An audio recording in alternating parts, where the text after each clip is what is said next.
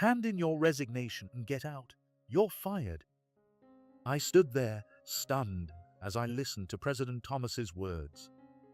He kept piling on. "For whatever reason, you're the one who wasted a crucial business deal for this company, saving a life.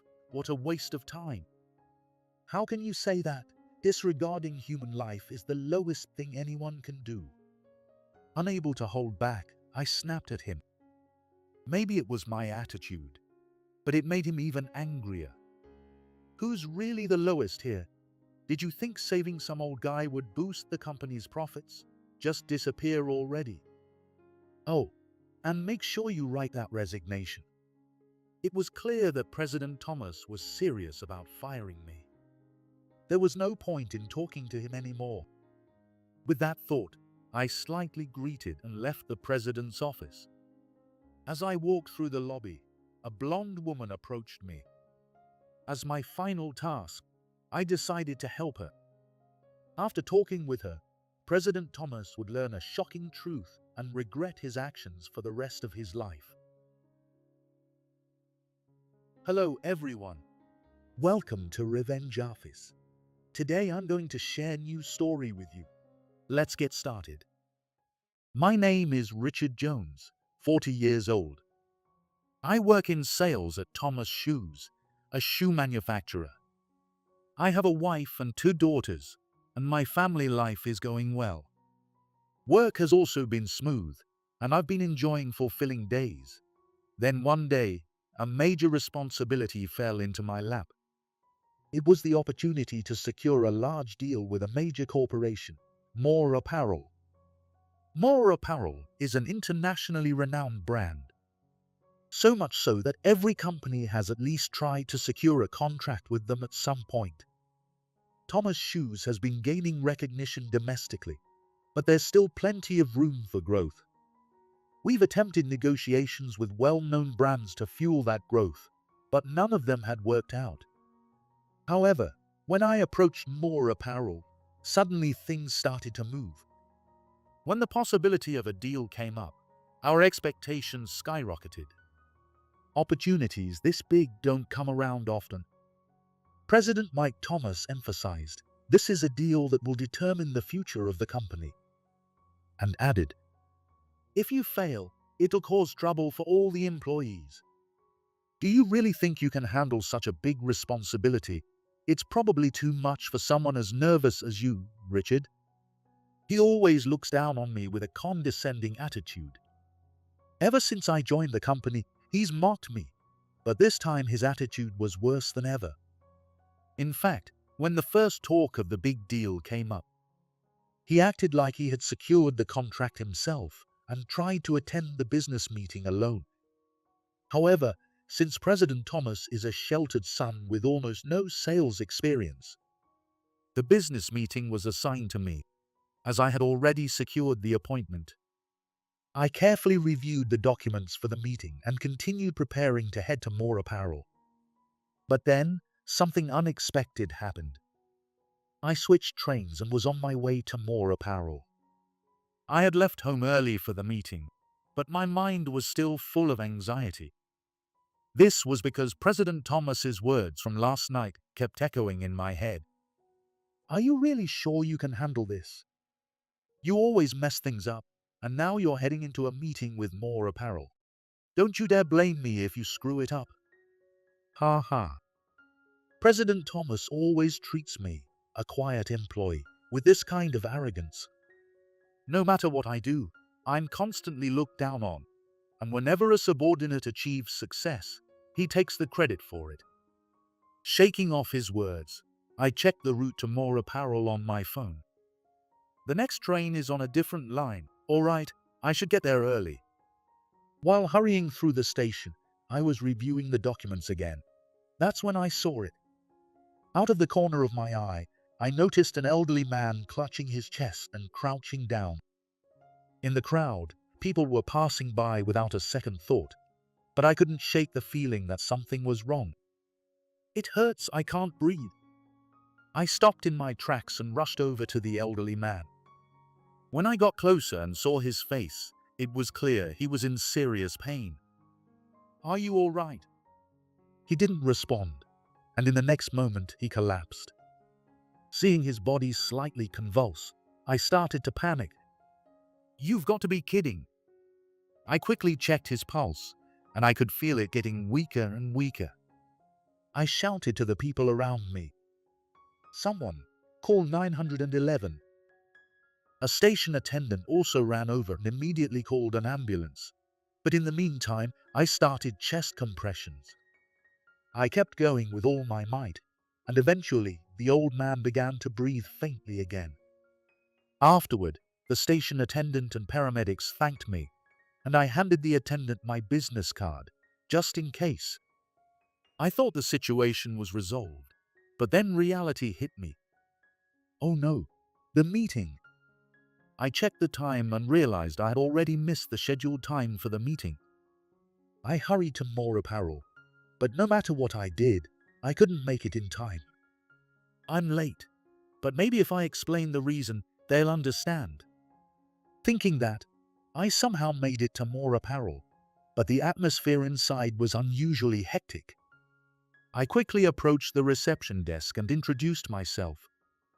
Excuse me, I'm Richard from Thomas Shoes. I'm late for the meeting, but is there any chance I could still speak with someone, even briefly? The receptionist checked the schedule and after a while responded with an awkward expression. I'm very sorry. The meeting with Thomas Shoes has been cancelled. I'm afraid I can't share the reason, but I must ask you to leave. I stood there, frozen. It felt like my heart was being squeezed.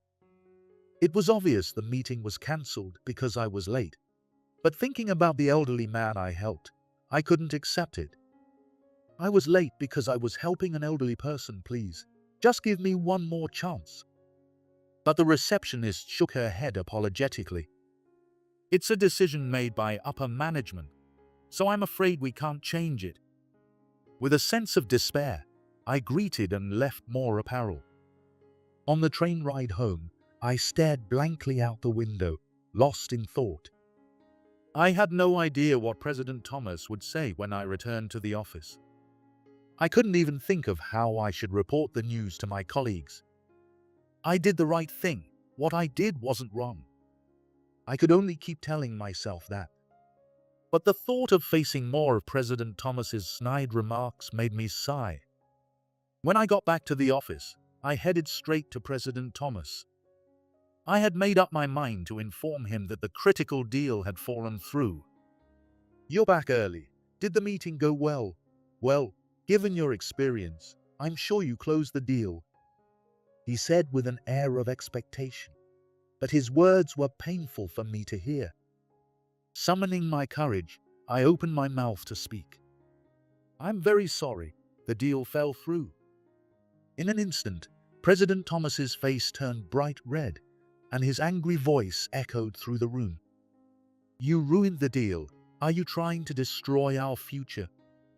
His furious shout was loud enough to be heard outside the office. I tried to remain calm, but despite my efforts, my heart raced and my body stiffened. Why couldn't you close the deal? Was it because of your rude behavior? On my way to the meeting, I saw an elderly man who looked unwell. He seemed to be asking for help, so I performed CPR until the ambulance arrived. By the time I realized it, I was already too late for the meeting. I somehow managed to explain the situation. I thought this might make him understand a little, but reality wasn't so kind. You threw away our future to help some old man. Being late for a meeting for that reason makes you a failure as a professional. I couldn't believe my ears. It was unthinkable to dismiss someone's life like that. I felt the urge to argue back, but I was too intimidated to say anything and just stood there, frozen. Seeing my silence, it seemed to annoy him even more. Hand in your resignation and get out. You're fired. I stood there in shock, hearing President Thomas's words. He didn't stop there. For whatever reason, you're the one who wasted this crucial deal, saving someone's life. What a waste of time. How could you say such a thing? Dismissing a human life like that is beyond unacceptable. I couldn't hold back and finally spoke up. Maybe he didn't like my attitude, because he became even more furious. Who's really the lowest here? Did you think saving some old guy would boost the company's performance? Just disappear already. Oh, and make sure you write your resignation properly. It was clear that President Thomas was serious about making me quit. There was no point in talking to him anymore. With that thought, I slightly greeted and left his office. As I walked through the lobby, a blonde woman approached me. As my final task, I decided to help her. "Is everything all right?" I asked, trying to keep calm. She greeted and quickly began to speak. "Is President Thomas available? I was having trouble because the reception desk was empty." Sure enough, there was no receptionist where she pointed. I smiled gently and replied, "President Thomas is in his office. I can show you the way. By the way, may I ask what brings you here today?" She hurriedly pulled out a business card from her bag and handed it to me. "I apologize for the delay. I'm Lisa Moore from Moore Apparel's sales department. I came today to discuss something with President Thomas." The moment I heard the name Moore Apparel, my body tensed up instinctively. I had just failed the negotiation with them earlier. Yet, here was their sales rep. What could this mean? Confused, I led her to the president's office. "Excuse me, President Thomas. You have a guest." I knocked on the door and informed him of the visitor. At that moment, President Thomas opened the door, glared at me, and said, "A guest? It's hilarious seeing you play receptionist. Did you bring your resignation letter too?" I was stunned by his relentless condescension. The next moment, his gaze shifted to the woman next to me, and his expression changed. "Who's this? We don't have any young blonde women in suits working here." Lisa gave a deep greeting to President Thomas. However, he rudely looked her up and down and threw out a disrespectful remark. "Doesn't even know basic manners. What? Is she your fiancée? Ridiculous." I was left speechless by President Thomas's cruel words, even to someone he had just met. Just as I was about to introduce Lisa, she strode toward President Thomas with firm footsteps, locking her gaze on him. "You must be President Thomas. I have a message from my grandfather, but I'm starting to think trusting you might be a mistake." At those words, President Thomas frowned. Lisa handed him her business card. "Nice to meet you. I'm Lisa Moore, working in sales for Moore Apparel. I've come today to deliver a message from our president, who is also my grandfather, Robert Moore." President Thomas's face filled with shock. Robert Moore, a name known by everyone in the industry, a legend. He never imagined the granddaughter of the Moore president would show up at Thomas' shoes. Realizing who she was, President Thomas hurriedly dropped to his knees. "I deeply apologize for my earlier behavior. I was in the middle of an important discussion with the employee behind you." "For an important discussion, you sure didn't show much respect. It's terrible for a president to treat an important employee like that." Her sharp words left President Thomas speechless. While he stood there, regretting his remarks, I decided to step in and ask about Lisa's business. "Please share the message from President Moore. It would be inconvenient to leave it unsaid, don't you think?" Lisa took a deep breath and began to relay the message. "My grandfather collapsed in the station this morning due to cardiac arrest. Someone from your company performed CPR and contacted the station staff, which saved his life. When he regained consciousness, he said he wanted to thank the person who saved him. So I came here to find them." Her shocking words made my eyes widen. Could it be, was the elderly man I helped earlier actually President Moore? Summoning my courage, I replied to Lisa, "It might have been me." On my way to the meeting with Moore Apparel, I saw an elderly man who looked like he was in pain, so I helped him. Lisa's expression immediately turned to one of surprise. She reached into her bag and pulled something out to show me. It was a business card from Thomas Shoes. Clearly printed on it was the name Richard Jones.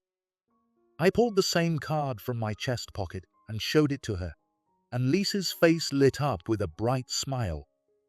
"So you're Richard. Thank you so much for saving my grandfather." She reached out to shake my hand, expressing her gratitude over and over again. Both President Thomas and I were left stunned by the scene. Lisa then turned her cold gaze toward the confused President Thomas. "Returning to what you said earlier, were you really about to fire the man who saved my company's president?" I addressed the now silent President Thomas. Since he just stood there nervously, I decided to explain the situation myself. Actually, I ended up being late to the meeting with Moore Apparel because I helped President Moore. It was such a crucial deal for the company, and I'm being fired as a result of failing it. After I finished explaining, President Thomas smirked. It was clear he was trying to come up with an excuse. Being late is the one thing a professional should never do. We also caused a great deal of trouble for Moore Apparel. He was trying to win Lisa over to his side, but after a brief pause, she immediately shot back. "There's another reason I came here today. The reason the deal with Thomas Shoes was cancelled wasn't because of the delay." The room fell completely silent at her unexpected statement. Lisa handed me a document. "My grandfather was supposed to participate in this important deal, but since he collapsed, we'd like to reschedule the meeting for another day." "What?" "But the receptionist said it was cancelled due to an upper management decision."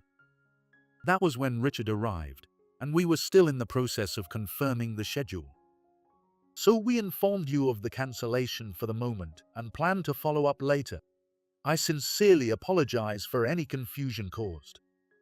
Lisa deeply expressed her apology. Though she was a young blonde woman, her professionalism and grace were evident in every action. Watching her, I realized once again that you should never judge someone by their appearance. President Thomas quickly changed his attitude after hearing her explanation. "Oh, so the meeting is still on. In that case, I'll retract his dismissal." "Richard, don't keep Moore Apparel waiting. Sorry about that. He tends to jump to conclusions." He immediately took back my dismissal, as if he hadn't just fired me, and made it sound like I had somehow caused his anger by overreacting. But Lisa wasn't buying any of it and promptly challenged him. "Aren't you the one who jumps to conclusions? I clearly remember you yelling that he was fired without even checking the facts." "What? How do you know that?"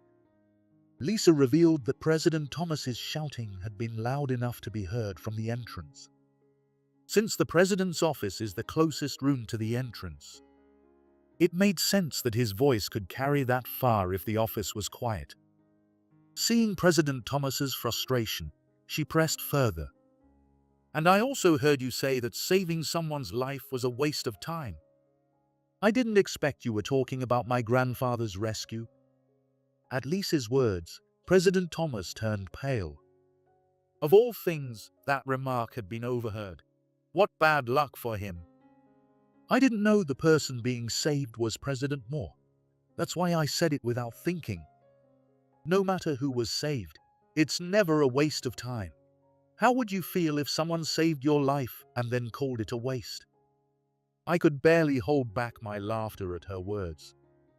The employees had always been fed up with President Thomas's snide remarks, but no one had ever dared to talk back.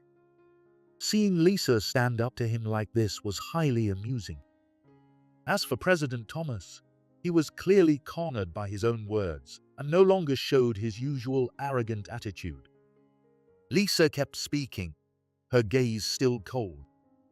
"Honestly, I'd rather cancel the meeting because of your behavior. But out of gratitude for Richard, who saved my grandfather, we'll proceed with the deal. You'll sit quietly during the negotiations, and if you don't, we'll cancel immediately." Her commanding presence was remarkable, especially for someone so young. President Thomas could only nod in silence at her words. Lisa then turned to me, her intimidating aura gone, replaced with a smile. Since we've gotten President Thomas's approval, let's set up a time for the meeting. Are you available to discuss it now? Yes, of course. I'll arrange for a meeting room right away. Ignoring President Thomas, I responded and, with the document Lisa had given me in hand, hurriedly began preparing for the meeting. Just as I was about to leave the president's office, I glanced back and saw President Thomas watching us with a look of frustration. 1 month later, President Thomas and I headed to the university hospital, both feeling a sense of tension.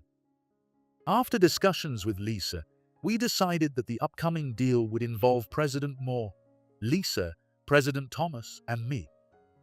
Although President Moore hasn't fully recovered yet, I heard he's been working remotely from his hospital room. While we were driving, President Thomas half-jokingly warned me, "Make sure you don't say anything rude in front of President Moore, just because you know Lisa. Don't get too cocky, okay?" As always, he conveniently ignores his own behavior, but I swallowed my words and just nodded.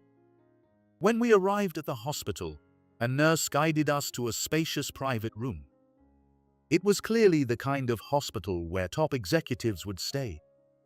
Both President Thomas and I couldn't help but be impressed by the luxury of the room.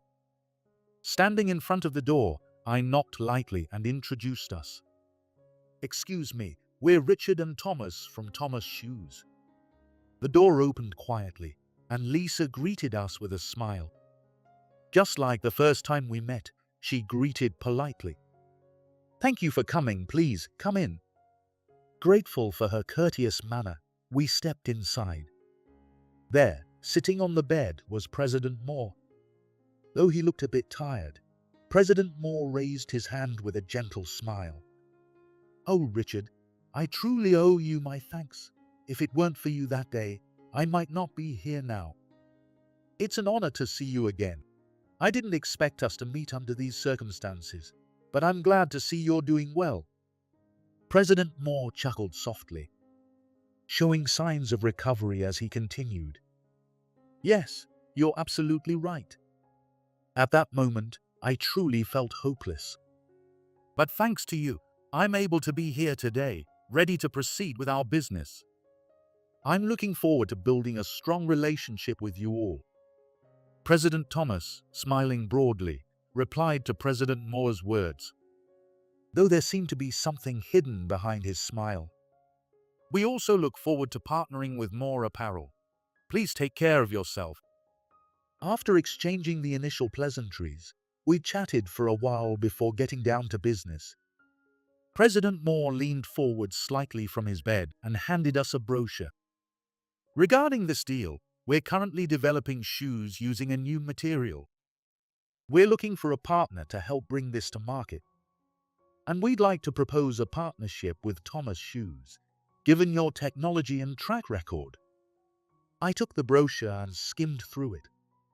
Inside were several shoes with innovative designs, along with explanations about the materials and manufacturing process.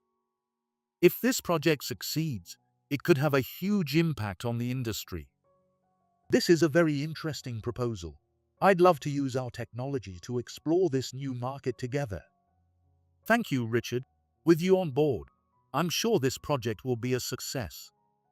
President Moore nodded happily. At that moment, President Thomas glanced at Lisa and spoke. Still, when Lisa suddenly visited our company, I was honestly surprised. Blonde and working in sales, I thought maybe she was taking liberties because she's family. I felt a strong sense of disgust at President Thomas's incredibly insensitive comment. But Lisa, unfazed, responded calmly. "At Moore Apparel, we value allowing each employee to express themselves freely. Changing my hairstyle was part of that. Of course, I'm not receiving any special treatment just because I'm family." President Moore nodded in agreement and added, "In our company, we provide an environment where employees can be themselves. I believe the quality of work should matter more than appearance. I had my own unique hairstyles when I was younger too. As I opened the brochure from More Apparel, I saw photos of employees with diverse hairstyles and styles, reflecting the company's open and creative culture. I see, that's wonderful. I also support a company culture that respects creativity and freedom. I tried to smoothly shift the conversation, but President Thomas remained oblivious and continued with more inappropriate remarks. But, Lisa, to be honest, you did come across as a bit overconfident when I first met you. If you're coasting on family connections, that's something we'll have to watch out for. I was taken aback by the sheer rudeness of President Thomas's excuse. Even President Moore couldn't hide his discomfort, glaring sharply at him. President Thomas, with all due respect, that's a misunderstanding. Lisa is one of the top performers at our company. All of her accomplishments are due to her own efforts. Connections had nothing to do with it. The atmosphere became tense, and I quickly spoke up, trying to smooth things over. Actually, the other day I had a bit of a disagreement with President Thomas, and Lisa happened to show up and offered some advice. She wasn't being overbearing. She was simply observing our situation calmly. If you say so, Richard, I'll believe it. But President Thomas, please be more considerate of others' feelings from now on. In business negotiations, manners are the most important. President Moore still looked stern. Clearly uncomfortable, President Thomas showed his apology. I'm sorry, I may have gone a bit too far. I'll be more careful in the future. President Moore quietly accepted the apology and then, in a slightly softer tone, resumed the discussion. For the rest of the meeting, President Thomas remained quiet, and the conversation proceeded smoothly. Let's wrap things up here. The negotiations are progressing very positively, and I'm confident that, working together, we can achieve great results in the future. President Moore's words filled me with relief. If this deal goes through, Thomas Shoes will experience significant growth. After exchanging farewells with President Moore and Lisa, President Thomas and I left the university hospital. After that, peaceful days continued, and the preparations for the deal were progressing smoothly. One day, 3 days before the final negotiation, I arrived at the office and immediately sensed a tense atmosphere. I hurried to the sales department, where the employees were discussing something with frantic expressions. What happened? When I asked a nearby employee, I discovered a shocking event. Information about Thomas Shoe's new product had been leaked online, with the source traced back to the computer in the president's office. I didn't do anything. Why is this happening? President Thomas's furious shout echoed through the office. He was glaring at his computer screen in frustration. The employees around him exchanged bewildered looks, unable to hide their confusion. Richard, fix this immediately. Information about the deal with More Apparel has been leaked too. This major deal is your responsibility, so you need to resolve this. President Thomas glared at me. However, as a sales representative, I had no way of handling this crisis directly. Still, determined to prevent the situation from getting worse, I summoned the courage to respond. I'll consult with the engineering department and have them investigate immediately. At the same time, the sales team should apologize and explain the situation to our clients. We need to act quickly to maintain trust. The other employees began to handle the situation calmly, following my suggestion. I'll contact More Apparel right now and explain the situation. Whether we can continue with the deal is up to President Moore. I picked up the phone and called More Apparel. Although President Moore sounded calm on the line, I could sense concern in his tone. I've heard about the leak from Lisa. It seems like quite a serious situation, Richard. Are you managing it properly? His voice was gentle, but it gave off a cold impression. I took a deep breath and answered clearly, I'm very sorry for causing concern. We are currently investigating and taking measures to address the issue. We are also working on preventing this from happening again. If there are any other concerns, please feel free to let us know. I'm impressed by your quick response. But make sure to tell President Thomas this. If trust is broken again, the deal will be called off immediately. President Moore's words carried significant weight, but I accepted them with determination. Later, the engineers' investigation revealed that the cause of the leak was a virus infection. It turned out that an unauthorized website President Thomas had accessed during work triggered the issue, causing problems in the company's system. Fortunately, the amount of leaked data was minimal. Our explanation to the clients went smoothly, and the situation began to settle. However, it was clear that President Thomas had suffered considerable damage from the incident. This whole fiasco was caused by his misconduct, and no one is siding with him. Yet, instead of apologizing, President Thomas said to me, "Richard, good job. You really helped us this time, but don't expect any mistakes like this to be forgiven again." His completely irresponsible words left both me and the nearby employees stunned. Without acknowledging his responsibility, President Thomas calmly returned to his office. He seemed confident, but soon his past behavior would drag him further into trouble. Once the crisis was resolved, we proceeded with the negotiations with Moore Apparel as planned. This time, Lisa came to Thomas' shoes, while President Moore joined via video call. Through the screen, President Moore sounded relieved. I was worried about how things would turn out after the data leak, but I'm glad it was resolved quickly. It's a testament to how Thomas Shoes can handle things swiftly and professionally. Our employees are all top-notch. Even Richard, despite his shortcomings, managed to do well this time.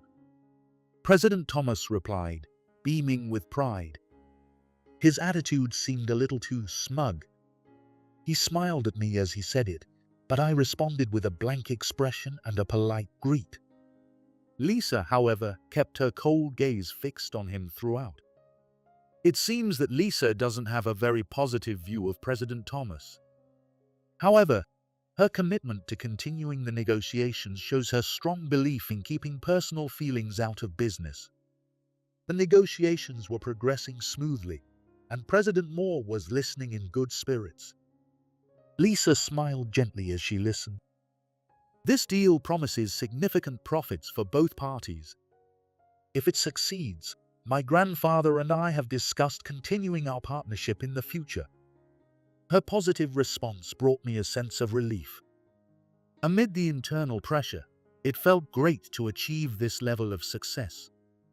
But just as we were reviewing the contract, President Thomas did something outrageous. As we were going over the terms, the door to the conference room suddenly burst open, and a male employee from Thomas Shoes rushed in. "Sorry to interrupt, but we've received an urgent request from one of the subcontractors involved in the deal. They're facing the risk of bankruptcy and are asking us to increase the transaction amount immediately." The employee looked extremely panicked as he desperately pleaded with us. Luckily, the deal hadn't been finalized yet, so adjusting the amount was still possible. However, a simple calculation showed that Moore Apparel's profit would decrease as a result. "Understood. Please let the subcontractor know that we'll discuss the situation and get back to them as soon as possible." When I said that, the employee's expression relaxed with relief. However, President Thomas didn't seem satisfied. "We don't need to listen to the whims of some subcontractor. It's probably a failing bottom-tier company anyway." The room fell silent for a moment. Unable to hold back, I calmly responded, "This deal involves cooperation with many companies." But President Thomas just snickered and continued with an even more shocking statement. Something unthinkable for a leader who should value relationships. "Talking about money for a company on the verge of collapse is a waste of time. It's fine to abandon the weak." I was stunned by his heartless words. It was hard to believe he would say something like that, especially in front of a business partner. Let's discuss this further, but could you please step out for now? I urged the male employee to leave, trying to restore the atmosphere. Just as President Thomas began to say, "Sorry about that earlier, now, let's continue the deal," Lisa stood up. She quickly walked over to President Thomas and, without hesitation, slapped him hard across the face. The impact was so strong that he fell off his chair. "Hey, what do you think you're doing?" Before President Thomas could finish his pained shout, Lisa began speaking. She was clearly furious, and even I felt a shiver at her intense expression. "You have the lowest kind of mindset as a human being. I'm utterly disgusted. Did that slap wake you up?" President Moore quietly observed Lisa's anger. Shocked by the slap, President Thomas yelled at her, "I'm your client's president. Richard, get this woman out of here. Just because she's President Moore's granddaughter, she thinks she can do whatever she wants." I couldn't put up with his tantrum any longer, so I shook my head. "I won't follow that order. What you said earlier was extremely inappropriate." Usually I'm timid, but this time his words were so outrageous that I couldn't stay silent. President Thomas tried to throw Lisa out himself, but she quickly overpowered him with self-defense techniques. "Ouch! How could this happen to me?" Clutching his arm in pain, he groaned with frustration. Lisa fixed him with a cold stare, took a deep breath, and began to speak. "I've realized you're the worst kind of president who doesn't care about people. We'll gladly agree to adjust the amount, even if it reduces our profits, as long as the subcontractor can stay in business." President Moore nodded in agreement. This product wouldn't be possible without the subcontractors. If President Thomas refuses to make the necessary adjustments, we're in trouble. President Thomas was left speechless by their comments. Even through the screen, the anger from President Moore was palpable. Lisa continued with her harsh criticism. "President Thomas, you said that keeping the subcontractor afloat and saving lives was a waste of time, didn't you? In my opinion, this whole negotiation with you has been the real waste of time." "Did you really say that saving lives was a waste of time, President Thomas?" President Moore didn't miss Lisa's remark and immediately questioned him. Since President Thomas was too stunned to speak, I answered in his place. "Yes, when he was about to fire me, President Thomas did indeed claim that saving lives was a waste of time." President Thomas froze in shock at my testimony. Lisa smirked and added her own statement. "I also heard him say it, President Thomas. I suggest you confess the truth now, as it will greatly impact our future dealings." Beaten by Lisa's words, President Thomas, with tears in his eyes, confessed. "I'm so sorry, I did say that. I deeply regret it. Please don't cancel the deal." His words were earnest, and his eyes shone with desperation. President Moore and Lisa listened in silence, but the tension only grew in the quiet. President Thomas, trembling, emphasized his plea even further. "If this deal succeeds, it will bring us great profits. I deeply regret my actions, so please give me just one more chance." President Moore's cold expression remained unchanged as he pondered in silence. Then he quietly spoke. "President Thomas, if you promise to have no involvement in this deal moving forward, we will gladly proceed with the contract." Lisa nodded in agreement. Hearing these words, President Thomas's face went pale, his disappointment evident. However, if he wanted the contract to go through, he had no choice but to accept President Moore's terms. In the subsequent discussion, it was decided that I would take over as the lead for this deal. The expression on President Thomas's face showed deep frustration and bitterness as he listened. "I understand. I will not be involved in this deal at all," President Thomas replied in a heavy tone. With this, his influence was completely diminished and he was removed from any position of responsibility. After the contract was successfully signed, Lisa placed her signature on the agreement. With the major deal officially secured, the workload at the company increased. However, amidst the busyness, the atmosphere in the office changed rapidly. It was clearly abnormal. All the employees were ignoring President Thomas, giving him cold stares. Their attitude conveyed deep resentment and dissatisfaction. I quickly noticed the change and asked my subordinates what was going on. According to them, the male employee who had come in to discuss the subcontractor's situation had overheard our entire conversation during the meeting. Wanting to know the outcome, he continued to linger outside the conference room and overheard President Thomas's offensive remarks. Outraged, he immediately shared what he heard with the other employees, and the news spread like wildfire. It became clear just how much President Thomas's behavior had angered the staff. Not only were they giving him the silent treatment and cold looks, but some employees had even declared they would boycott until President Thomas resigned. Fortunately, the boycott had no impact on the products being developed under the Moore Apparel contract. However, if things continued this way, morale would drop, and the overall performance of the company would likely suffer. I knew I had to do something to improve the situation. President Thomas desperately tried to rebuild his reputation within the company. He made efforts to communicate with his subordinates, trying hard to improve his image. But his efforts backfired. The employees reacted coldly to his attempts, with some saying, "It's too late to try to improve your image now. I don't want to deal with someone who says everything is a waste of time." President Thomas realized with shock that the very words he once used, waste of time, were now being turned against him. His efforts were futile and only served to worsen his reputation even further. Pushed into complete isolation, President Thomas turned to me as a last resort and apologized. "I'm truly sorry for what happened back then. If I can show I've truly learned my lesson, do you think the other employees will follow me again?" I gave him a cold stare. Seeing him think an apology alone would suffice, I finally made up my mind to get rid of him. Just before this, I had received a petition signed by employees who had been harassed by President Thomas, calling for his removal. Even the shareholders had joined in, making it clear that no one supported him anymore. Holding the document, I coldly threw my words at him. "I will not forgive you. If you really want to be useful to this company, then leave immediately."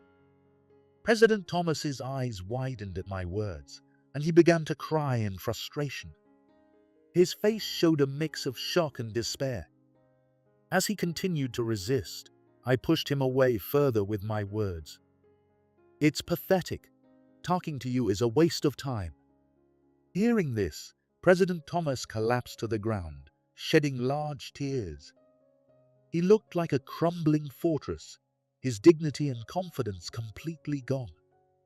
A harsh, cold air surrounded him, making it painfully clear how isolated he was. No one came to his aid, and the only sounds were words of scorn and insults. President Thomas had hit rock bottom, consumed by loneliness and helplessness. After that, he left the company and never returned. I discussed the matter with the upper management, and we decided that he would be removed from his position as president and a new president would be chosen. The upper management sent a dismissal notice to his home, urging him to submit a resignation letter. However, it seems President Thomas didn't want to resign, as he returned to Thomas' shoes, crying. He begged to stay on as a regular employee, but upper management reprimanded him, saying that just his presence was lowering morale. In the end, they made him write his resignation letter right in front of them. According to Lisa, President Thomas even asked Moore Apparel to hire him. But President Moore refused, stating that if Thomas ever came near their headquarters again, they would take legal action. Naturally, Thomas Shoes also had their lawyers issue a restraining order against him, aligning with President Moore's stance.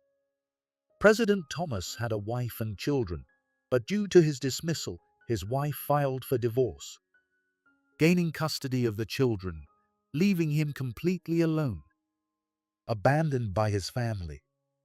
President Thomas now works miserably by himself at an old factory near Thomas Shoes, enduring the cold stares of those around him.